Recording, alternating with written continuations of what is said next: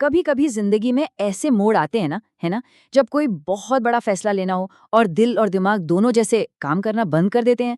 समझ ही नहीं आता कि क्या सही है क्या गलत, बस एक धुन सी छा जाती है। आज हम इतिहास के ऐसे ही एक बहुत बड़े, एक बहुत ही निर्णायक मोड़ को समझने वाले हैं। हम बात करेंगे भगवद गीता के पहले अध्याय की। एक ऐसी कहानी जहां एक महायुद्धा युद्ध शुरू होने से ठीक पहले पूरी तरह से बिखर जाता है। और जानते हैं, उसी बिखराव से, उसी टूटन से दुनिया का सबसे गहरा, सबसे अद्भुत संवाद शुरू होता है। तो चलिए इसी सवाल से अपनी बात शुरू करते हैं, जो इस पूरी कहानी, इस पूरे दर्शन का केंद्र है। आखिर ऐसा क्या हुआ, ऐसी क्या वजह थी कि अपने समय का सबसे बड़ा धनुर्धर, एक ऐसा योद्धा जिसके पराक्रम की मिसालें दी जाती थीं, युद्ध के लिए जो पूरी तरह से तैयार था, वो अचानक युद्ध के मैदान में ही घोर निराशा में क्यों डूब गया? आइए इस गुत्थी को सुलझाते हैं। देखिए, अर्जुन के इस गहरे मानसिक संकट को अगर समझना है तो सबसे पहले हमें उस जगह को, उस मंच को देखना होगा जहां ये सब कुछ हो रहा है। अपनी आंखों के सामने कल्पना कीजिए, कुरुक्षेत्र का वो विशाल मैदान, जहां इतिहास का सबसे बड़ा, सबसे विनाशकारी युद्ध लड़े जाने के लिए एक ही वंश की दो सेनाएं, एक दूसरे के खून की प्यासी, आमने सामने खड़ी हैं। माहौल में एक अजीब सी खामोशी है, एक तनाव है। तो देखिए, कहानी कुछ ऐसी है। एक तरफ है पांडव, 5 भाई, जिन्हें धर्म का प्रतीक माना जाता है, मतलब जो सच्चाई और न्याय के रास्ते पर चलने वाले लोग हैं। और फिर दूसरी तरफ कौन है? उन्हीं के 100 चचेरे भाई कौरव, जो लालच, अन्याय और अहंकार से भरे हुए हैं। तो ये कोई दो देशों के बीच की लड़ाई नहीं है, ये तो एक ही परिवार के भीतर का महायुद्ध है, एक गृह युद्ध। सोचिए, भाई भाई के खिलाफ खड़ा है, कितना विनाशकारी मंजर होगा। तो युद्ध के शंख बज चुके हैं, चारों तरफ लाखों सैनिक हैं जो बस एक इशारे का इंतजार कर रहे हैं। इतिहास बदलने ही वाला है। लेकिन तभी कहानी में एक ऐसा मोड़ आता है जिसकी किसी ने कल्पना भी नहीं की थी। पांडव राजकुमार, महान धनुर्धर अर्जुन अपने सारथी भगवान कृष्ण से एक बहुत ही अनोखा अनुरोध करते हैं। वो कृष्ण से कहते हैं, हे अच्युत, मेरे रथ को दोनों सेनाओं के ठीक बीच में ले जाकर खड़ा कर दीजिए। क्यों? क्योंकि वो देखना चाहते हैं, वो अपनी आंखों से देखना चाहते हैं कि आज उन्हें किन किन योद्धाओं से लड़ना है, किन किन का सामना करना है। ये एक मामूली सा लगने वाला अनुरोध आगे चलकर सब कुछ बदलने वाला था। और जैसे ही रथ उस बीच मैदान में जाकर रुकता है, अर्जुन जब नजर उठाकर विरोधी सेना की तरफ देखते हैं तो उन्हें वहां कोई दुश्मन नजर नहीं आता। उन्हें तो दिखता है अपना ही परिवार, अपने ही लोग, अपने ही प्रियजन। हर चेहरा जाना पहचाना था। जरा सोचिए, विरोधी सेना में अर्जुन को कौन कौन दिखता है? पितामह भीष्म, उनके दादा, जिन्होंने उन्हें अपनी गोद में बड़ा किया। गुरु द्रोणाचार्य, जिन्होंने उन्हें दुनिया का सबसे बड़ा धनुर्धर बनाया। उनके मामा, भाई, दोस्त, रिश्तेदार, ये सिर्फ दुश्मन नहीं है, ये तो उनकी पूरी दुनिया है।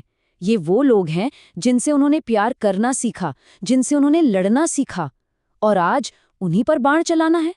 इसी एक ख्याल से उस महान योद्धा के हाथ कांपने लगते हैं और उसका विश्व प्रसिद्ध गांडीव धनुष उसके हाथों से फिसलने लगता है। अंदर से वो पूरी तरह हिल जाते हैं। करुणा, दुख और एक अजीब सी ग्लानि से भरकर अर्जुन का मन जैसे विद्रोह कर देता है। वो कृष्ण के सामने एक नहीं, दो नहीं, बल्कि एक के बाद एक 3 ऐसे जबरदस्त तर्क रखते हैं जो ये बताते हैं कि वो ये युद्ध क्यों नहीं लड़ सकते और क्यों नहीं लड़ना चाहते। उनका पहला तर्क है युद्ध के अंजाम को लेकर। वो कृष्ण से कहते हैं कि मान लीजिए, चलिए मान लिया कि हम ये युद्ध जीत भी गए, तो क्या मिलेगा हमें? ऐसी जीत का क्या फायदा? अपनों की लाशों पर खड़े होकर जो राज्य मिलेगा, उस राज्य में हमें कौन सी खुशी मिलेगी? वो जीत तो मातम से भरी होगी। वो जीत के मकसद पर ही एक बहुत बड़ा सवाल खड़ा कर देते हैं। वो कहते हैं, जिनके लिए हम राजपाट चाहते हैं, वो सब तो सामने मरने मारने को खड़े हैं, तो फिर इस जीत का क्या मतलब? उन्हें भविष्य में सिर्फ और सिर्फ दुख दिखाई दे रहा है। ये एक खोखली जीत होगी जिसका कोई अर्थ नहीं।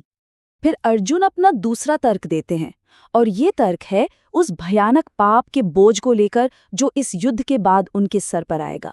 वो मानते हैं कि अपने ही परिवार, अपने ही कुल को खत्म करना ये एक ऐसा घोर अपराध है जिसका कोई प्रायश्चित हो ही नहीं सकता। कारण चाहे जो भी हो, ये पाप तो लगेगा ही। इस पाप का डर उन्हें अंदर से पूरी तरह तोड़ देता है। अर्जुन को अब ये कोई धर्म युद्ध नहीं लग रहा, उन्हें लग रहा है कि वो सिर्फ एक राज्य के छोटे से सुख के लालच में अपने ही कुल का, अपने ही वंश का आत्मविनाश करने जा रहे हैं। और फिर आता है तीसरा और आखिरी तर्क। अर्जुन की चिंता अब सिर्फ अपने परिवार तक नहीं है, बल्कि वो पूरे समाज के भविष्य को लेकर फिक्रमंद हो जाते हैं। वो कहते हैं कि इस युद्ध के बाद एक भयानक सामाजिक पतन होगा, पूरी सामाजिक व्यवस्था ही नष्ट हो जाएगी। अर्जुन को डर है कि जब इस युद्ध में कुल के सारे बड़े बुजुर्ग, सारे ज्ञानी लोग मारे जाएंगे, तो परिवार की जो हजारों साल पुरानी परंपराएं हैं, जो संस्कार हैं, उनका क्या होगा? उन्हें कौन संभालेगा?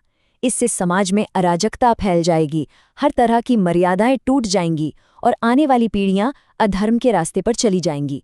समाज बर्बाद हो जाएगा।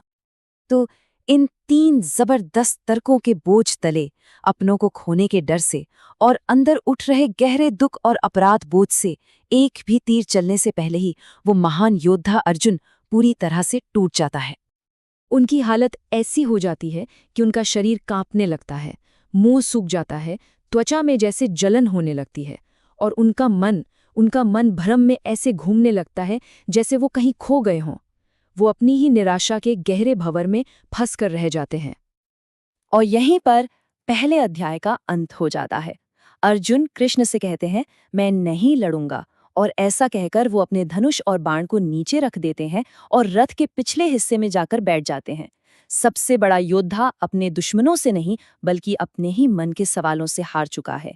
लेकिन यही हार उस महान संवाद की नींव रखती है जो हजारों सालों तक पूरी इंसानियत का मार्गदर्शन करने वाला है।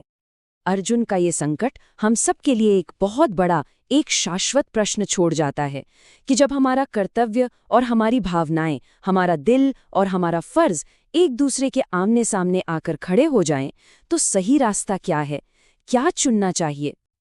तो ये था पहला अध्याय। उम्मीद है ये विश्लेषण आपको पसंद आया होगा। अगर आप ऐसे ही और गहरे विषयों को समझना चाहते हैं तो इस चैनल को सब्सक्राइब जरूर करें और वीडियो को लाइक करें। और हाँ, कमेंट्स में हमें ये भी बताइएगा कि अगली बार हम किस टॉपिक पर बात करें।